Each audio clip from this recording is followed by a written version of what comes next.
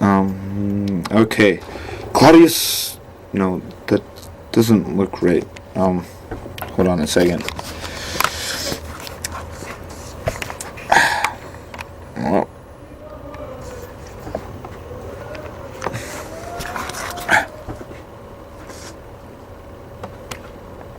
Good enough.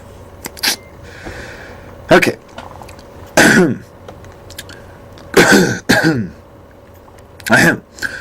Claudius Lysias, to His Excellency Governor Felix, greetings. This man, Paul, standing before you, was seized by the Jews, and they were about to kill him. Apparently there was a bunch of these Jews who were saying that this guy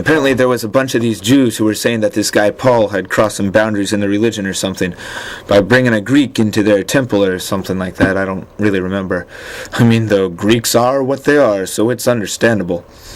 But anyway, these Jews had gotten the whole city stampeding and all revved up into a mob and dragged this poor Paul guy out of the temple and were getting ready to just lynch him. When I, Lysias, came up with the detachment and rescued him because I had learned that he was a Roman citizen.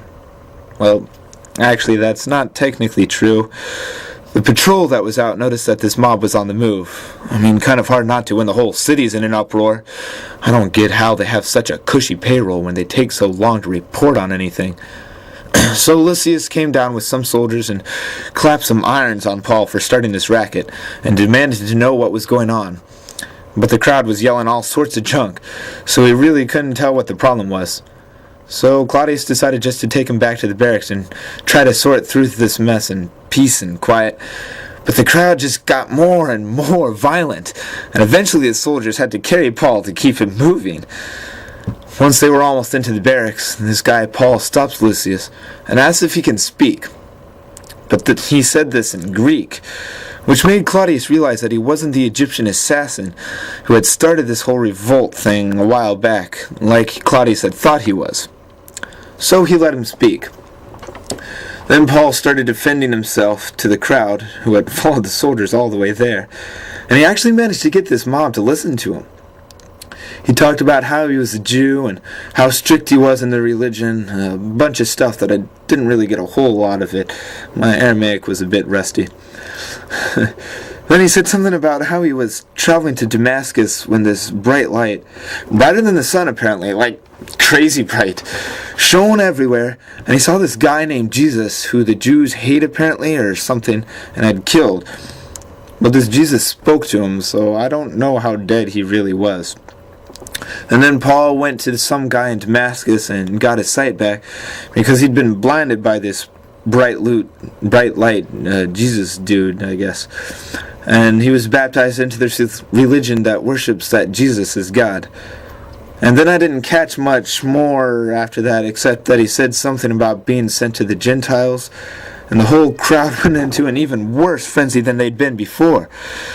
So Claudius Lysias had to bring Paul inside the barracks and was going to have him whipped and interrogated to find out what was going on. But as soon as the questioner was about to bring the lash down, this Paul said he was a Roman citizen. So obviously Claudius came rushing down to the room and found out that Paul was actually of higher ranking than he was, and he'd almost been whipped. Oops. Then the next day, Lysias had him brought, but I should probably go back to reading the letter that I'm actually supposed to be reading to you. Since I, Claudius, wanted to know what charge the Jews were accusing him of, I brought him down to their council. I found he was accused with reference to their controversial questions about their law. That's the truth. Paul stirred up everybody in the court so much with his statement about the hoping and the resurrection of the dead that he had to be brought out by the soldiers again. But no charge against him deserved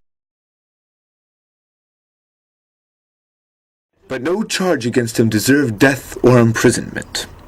When I, Claudius, was informed there would be a plot against this man, actually, it was that Paul guy's own nephew who heard it and came and told him, I think.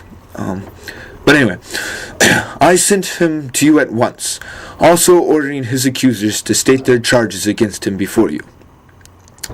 And that, Governor Felix, is why Paul stands trial before you now. Something with the Jews, I guess. I didn't really understand what the whole problem was. So he's yours to judge now, though. Thank you, enjoy, and farewell.